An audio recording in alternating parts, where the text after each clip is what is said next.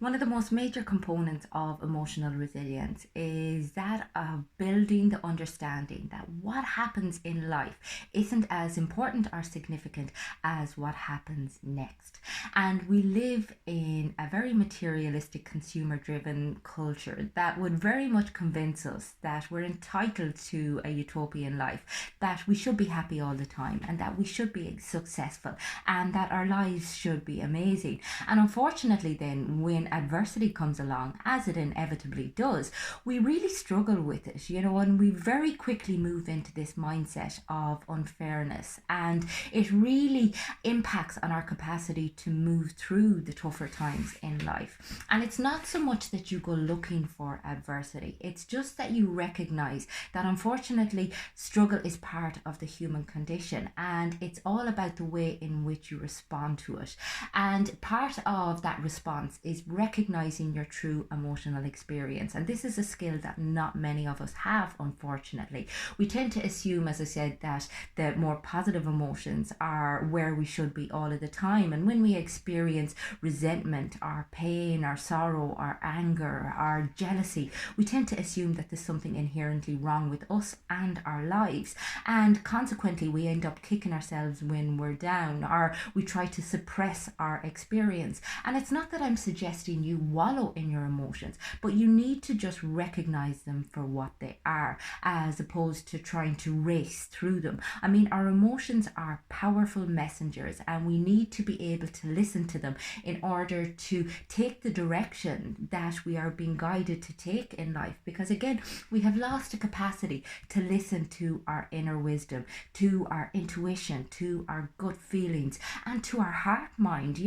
We have moved out of a place of love and compassion and into a place of competitiveness and comparison. And unfortunately, all that does is lead to a sense of disconnect. So it's about recognizing your true emotional experience and then challenging some of the thoughts that go with those emotions, because oftentimes we construct a story based on our past experience, based on our expectations, based on our assumptions, that is no ways reflective of our reality. And we just need to be very mindful of how we talk to ourselves, the way in which we look at our capability to move through our problems. I mean, oftentimes you'll hear people talk about, I can't, I'm not able, or I'm stuck here. And again, it's very descriptive language and it's very powerful. So be very mindful of what you are telling yourself about what is going on at any given moment in your life. Also be very mindful of taking other people's perspectives into view. We tend to be quite egocentric. We tend to see things from our perspective only. And unfortunately, that's not a very fair way to live your life. You have to be able to come out of the ego and see things from other people's point of view. And this allows you to be more responsive and compassionate, as opposed to being reactive and always feeling like people are doing things to you. Whereas the reality is, it's very seldom personal. We need to also look at being able to sit with uncertainty and fear. And unfortunately, this isn't something that we sit very well with at all. We don't like ambiguity, and yet so much of life is out of our control, and we need to be able to accept what it is that happens. We need to be able to sit with the uncertainty that is day-to-day life in order to be able to move through it. Because when we are firmly attached and rigidly attached to the way that we think life should go, then we're going to be filled with disappointment, and we're always going to be running around the place trying to keep all of these our plates spinning, and find ourselves in a continuous state of resentment and disappointment and anxiety. So it's about exerting control over what you can exert control over, but then letting go of the things you can't, and trying to keep yourself in, I suppose, alignment with spiritual values, forgiveness and love and compassion, as opposed to being in a place of comparison and wariness and just looking at what other people are doing. Or competitiveness is another one. I mean, our culture very much puts us up against each other, and it's not a very nice way to live our life. It means that we're always looking over our shoulder, looking at what everybody else is doing, and we don't really live the life that is destined for ourselves. We're not in touch with what we need authentically, what we need to be doing in order to feel healthy and to feel like our life reflects some sort of meaning. And again, as I said, we tend to focus so much on happiness as opposed to finding meaning. And oftentimes, adversity can be one of our greatest sources of meaning and insight and self awareness and humility and recognition of our triggers and some of the ways in which we paint the world. And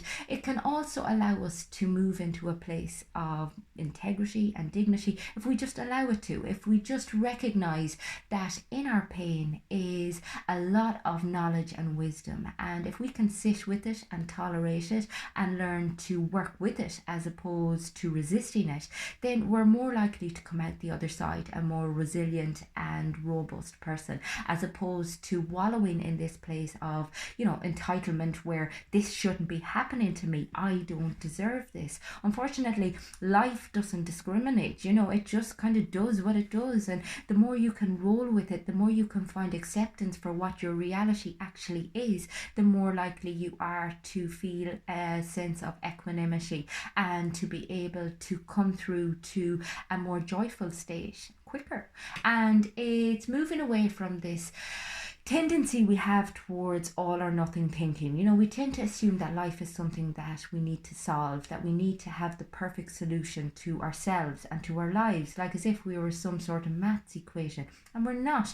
Sometimes all we can do is learn to sit with the questions, be able to be comfortable with not having all the answers and not knowing what tomorrow is going to bring, but still being able to make the most of today, despite the fact that today may include struggles that you didn't necessarily anticipate. And as I said, this can sometimes sound a bit pessimistic, and it can sound like as if you're kind of looking for pain and anguish, but that's not the case. It's just about recognizing that in order for us to move our way through life, we need to accept whatever it is comes up. We need to be very aware of our internal experience and how essential that is to, I suppose, redirecting our focus to the more positive side of life and finding a way to live in alignment with the values that we want to reflect and the person that we want to be and how we want to show up for our life, what we want our lives to stand for.